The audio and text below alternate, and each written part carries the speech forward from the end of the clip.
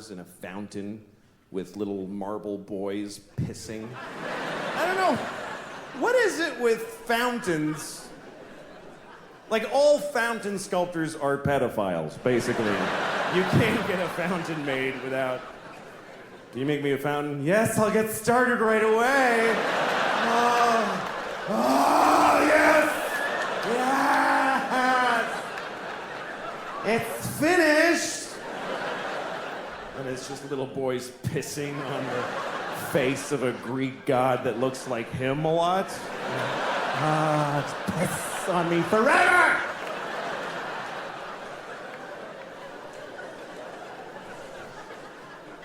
Anyway, there's one of those in the courtyard of my building. And my first week in the building about a year ago, I went down to the courtyard for the first time. And I didn't look too good, you know? It was a Sunday morning. That's my least presentable hour. There's a lot of, just stains, just like, food and me and whatever. And so I'm sitting there. So, shut up. Oh. Anyway, so there I was. I'm sitting on the stone bench of this courtyard and feeling a little out of place. There's these fancy doormen and stuff. And then there's this guy looking at me. I notice he's looking at me from across the courtyard. And he's all spiffy looking. He's got brown shoes and he's looking at me like, I could tell he was thinking I don't live in the building. He thinks I just wandered in off the street and sat in the courtyard. I could tell he's thinking of coming over and dealing with me on his own. And I'm sitting there thinking like, oh, please do that. Yes, please, come on. And I'm trying to look even more gross. And I'm like pulling up my shirt. And then I see him go, oh, no, that's not gonna do at all. And he comes over to me. And I'm like, I'm so excited to have this thing. The confrontation where I'm not wrong at all. And he thinks I am. So he comes over, says, excuse me, do you live in this building? And I said, no. Because why not start there? I said, no. He goes, well, then what are you doing here? And I said, I just need to rest. I'm having a hard time.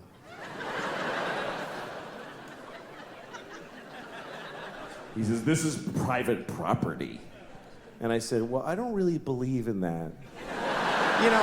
Just the worst things I could say from his point of view is basically all the things I was saying. And he goes, well, if you don't leave, I'm gonna talk to the doorman. I was like, can I just stay like 5 more hours? So he's, no, and he goes over to the doorman, and I see him talking about me to the doorman like this. And then I see the doorman going, oh no, that guy lives here. That's okay.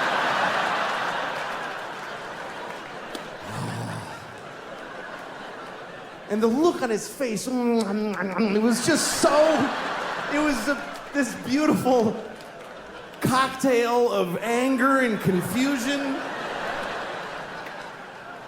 It's like I had invented a new way to hurt somebody's feelings. That's how excited I was.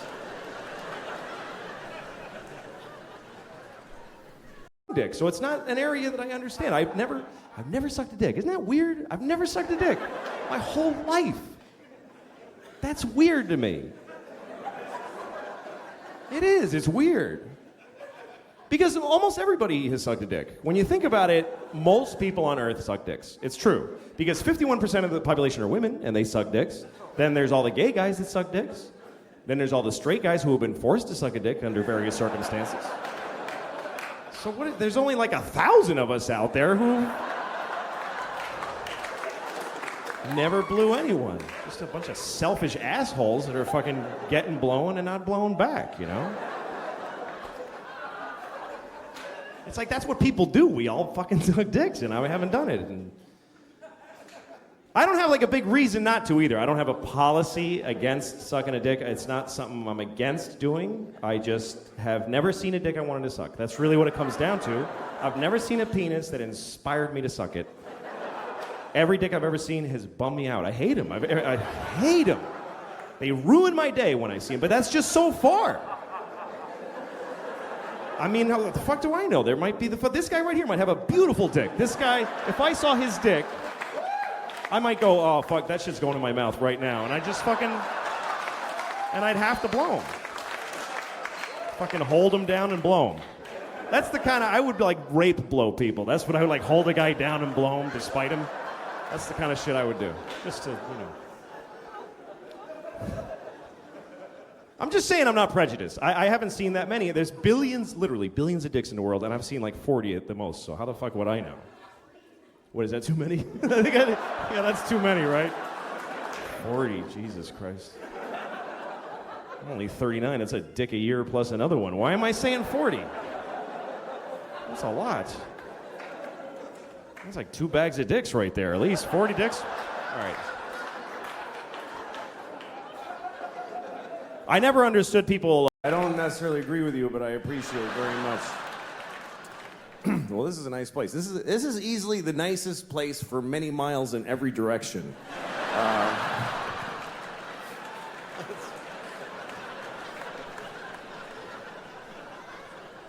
That's how you compliment a building and shit on a town with one sentence. It is odd around here as I was driving here. There doesn't seem to be any difference between the sidewalk and the street for pedestrians here. People just kind of walk in the middle of the road.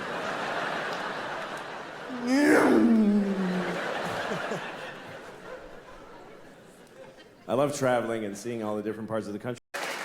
My favorite sex position.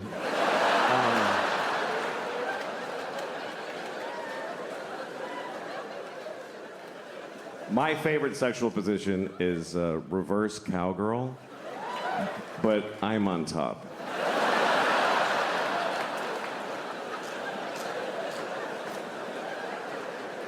Are you picturing it? It's good. It's really good. Nobody gets pregnant. It's a lot of fun. I was talking to my friend the other day about Jesus, Christ. And I don't remember why, but I happened to mention that Jesus was Jewish. And my friend said, he was? And I said, yeah, Jesus was Jewish. And he said, I don't think so. And I said, that's okay. It already all happened. Doesn't matter what you think. But he argued with me. He was like, dude, Jesus couldn't be Jewish. Think about it. I'm like, you fucking think about it, you idiot. What was he then? Was he Presbyterian? What was he? Catholic? Okay, Jesus was Catholic. And he had a gold chain with a cross. And when they nailed him up, he was like, oh, that's why we have those. That finally makes sense. I didn't even know. Oh, fuck, that's me. I'm the little guy on it.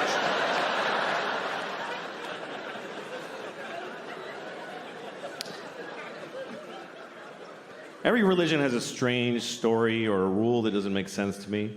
You know?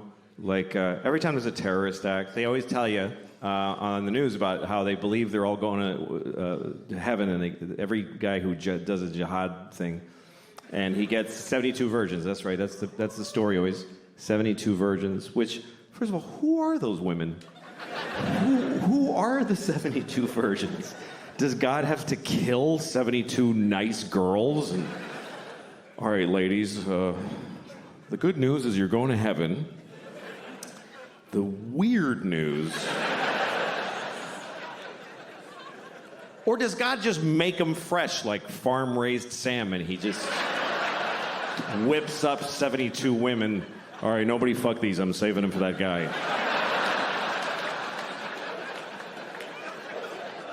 It's a weird concept. You get your own 72 virgins for all eternity. First of all, they're only virgins when you first get them. Once you start fucking them, it's over. After a week, he's like, I only have 3 left. And 69 whores. That has to be one of the more confusing moments in God's life, when he's handing off 72 virgins to some guy who just blew up a bus in Tel Aviv. And he's like, all right, what the fuck am I doing? I don't even know anymore. I need a drink. I'm curious about God. I'm curious about his life. I'm curious about God's existence. What's that like to be God? You know, we don't know anything about him. I think one reason people don't believe in him because we don't have a sense of God, because it doesn't say anything anymore. He used to talk all the time. He used to go up to people on the street. Hey, tell everybody does that. Writing on the rocks. Look at that! Do it! And it was confused. Everybody's like, oh, okay, trying to figure it out. And then for 2,000 years, he just, nothing, says nothing. And everybody's fighting. He could clear a lot of shit up with a 5-minute press conference. If God spoke for 5 minutes, he'd solve a lot of problems. He'd just show up, all right, everybody, yeah, I'm the Lord, okay. Real quick. First of all, Mormons just, no. What is that? Just go home. Also, Jews with the little things, what the fuck? I don't know. Put a hat on or don't. Nobody gives a shit. This is weird. I hate these. I hate them. I send everybody with one of those to hell every day. I do. It's just my thing. Just so you know. Do what you want, but that's where you're going. Now you know. Also, I don't care who you fuck. I don't care. It never mattered. It was Adam and Eve and Steve. They were all fucking each other. I was jerking off to it. It was a great time. So it's not an issue for me. I don't know why it is for you. Have fun and use all the holes. That's what I say. Also, you're supposed to fuck the animals. That's why I made them. Why are you not fucking the animals? There's only like 30,000 of you fucking the animals. What are the rest of you? You're eating them? That's disgusting. What is wrong with you? How could you eat a perfectly fuckable pig?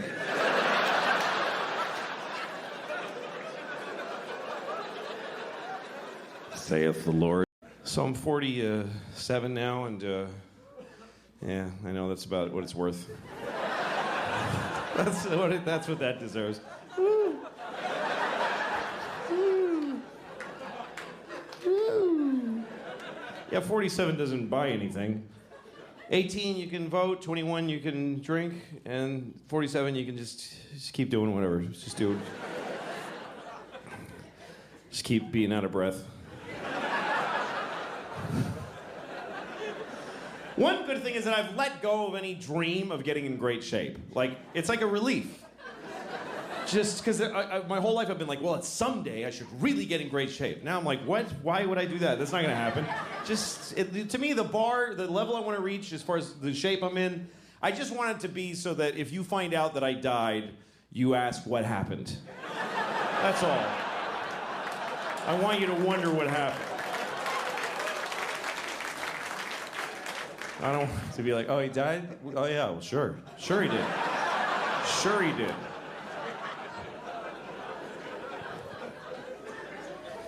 This would be a bigger news. Did you hear Louis is still alive? Shit. Oh, really? Oh, my God. Oh, my God. How? How? Something's changed when you get older. Like, I've reallocated some of the noises that I make. Like, the noise I used to make when I come is now the noise I make when I pee.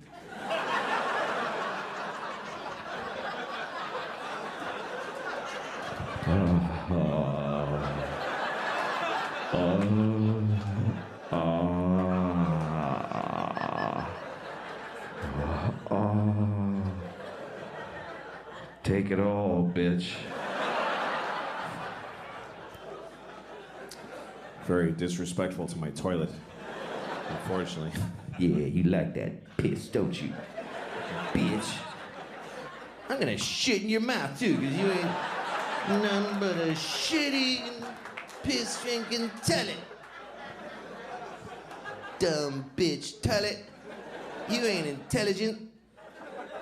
You ain't even been outside.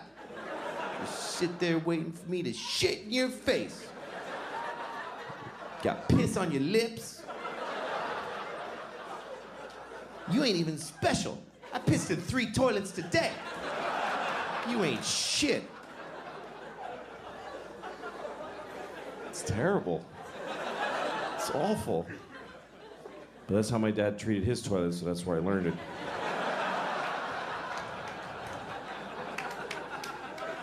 It's a shame. So that's the noise I make when I pee.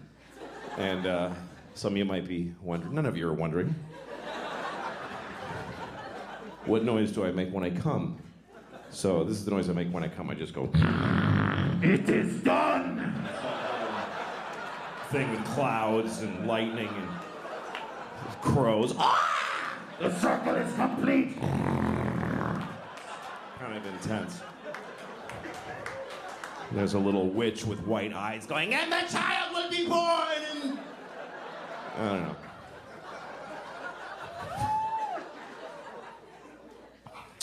One time I was having sex with a woman. It was our first time having sex. Also turned out to be our last time. But I didn't know that. Anyway, I was gonna come soon, so I felt like talking about it. But I didn't know her very well. So it came out weird. I said, "Oh, I'm coming."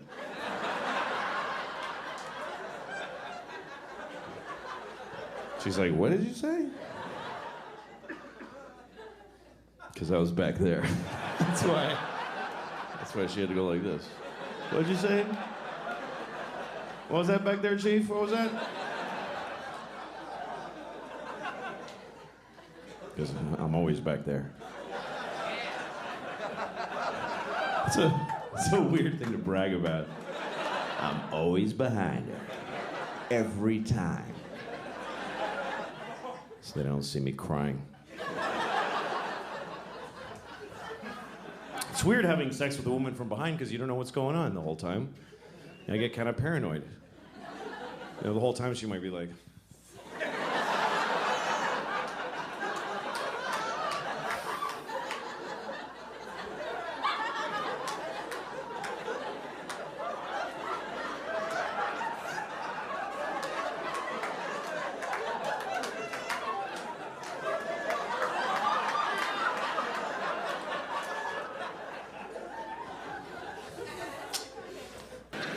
Get the fuck out, Hate, you piece of shit. If you come in here, Hate, we'll fucking take you in the back and beat the fuck out of you. It's a weird idea. No hate allowed in this store. I hate my dad. Am I supposed to stay out here and deal with it before I come in to buy?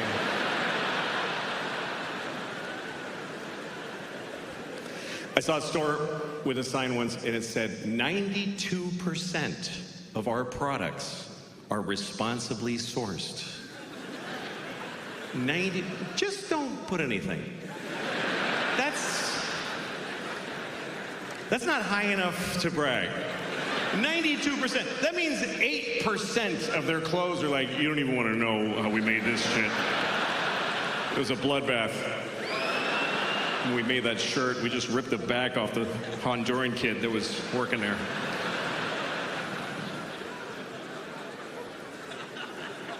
Some things that are terrible happening in the world, you just kind of give up. Like in New York, there's a lot of homeless people. I mean, there's a lot of homeless people here. I mean, not in here. There's none in here. There's none in here. There's none in here. Not even with a ticket, he ain't getting in here. They're not allowed to go where we go. They're just not allowed. That's the one part we all agree with. I don't know what to do about the homeless, but they're not coming in here. If you don't have your own indoors, you can't come into other people's indoors. Those are the rules. Those are the rules we live by. I've done benefit shows for homeless people where homeless people weren't allowed in the show. There's whole places they don't get to, like the airport. They've never even seen an airport. You never been at your gate and some guy's like, hey, I'm trying to get to Tokyo. Can you help me out?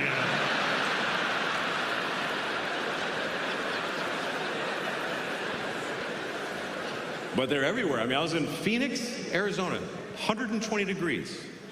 120 degrees. Homeless people are just standing outside at intersections with a sign that says, you know, help, I'm on fire. And but you can't, you know, you're in a white BMW, like, sorry, I can't. There's glass here. I don't know how to help you, you know.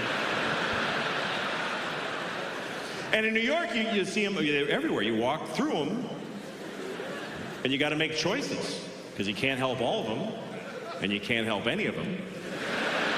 So you choose who to lie to. I don't have it. No, I don't know things in any of my. I'm sorry. Like, there's this homeless guy who lives. I mean, he doesn't live anywhere, but I mean, by definition, he is at large. But he's often seen on the corner by my house. That's where he is every day. That's where he reports to nothing every day. And I walk by him every day, because I go to the same store every day. I go to Claire's. I don't know if you know Claire's. It's a children's jewelry store. I go in there every morning, buy a handful of rhinestone earrings. I run home. Anyway. I walk by this homeless guy, and every morning he goes, hey, man, can you help me out? I go, okay. I give him $5. And then on the way home, like 20 minutes later, he's like, hey, man. He doesn't remember, which is fine. But I don't want to give him another $5, you know, because I only have a few million. I don't know why. I should. Clearly, I should. I don't know what makes me go like, you had your $5, young man. What am I gonna spoil him? Give him the fucking money.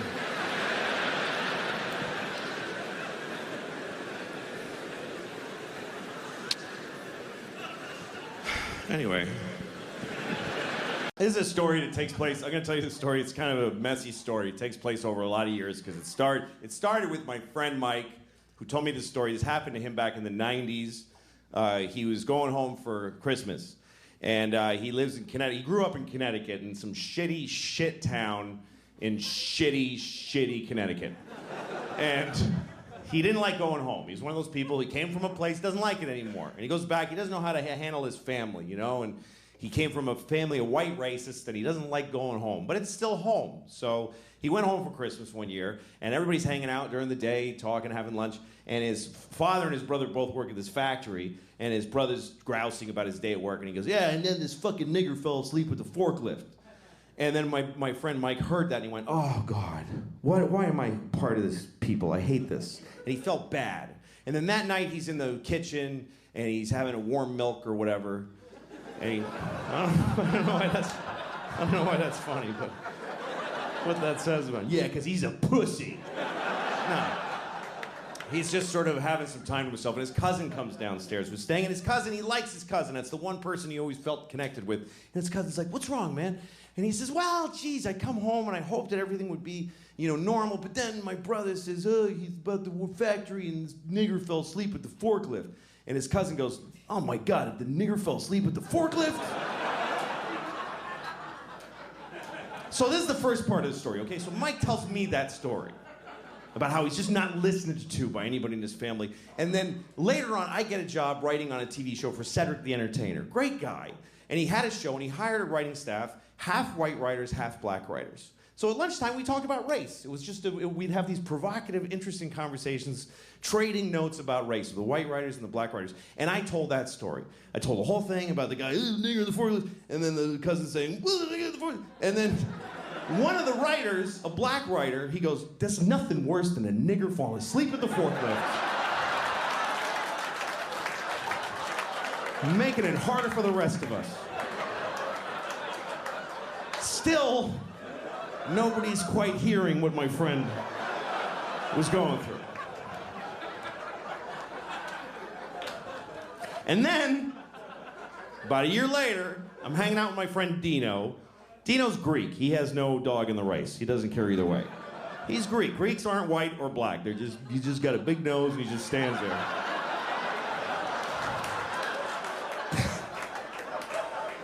And I told Dino the whole story. I told him about the guy, the forklift, and the guy, and then the black, and then Dino says, "How do you fall asleep at a forklift?"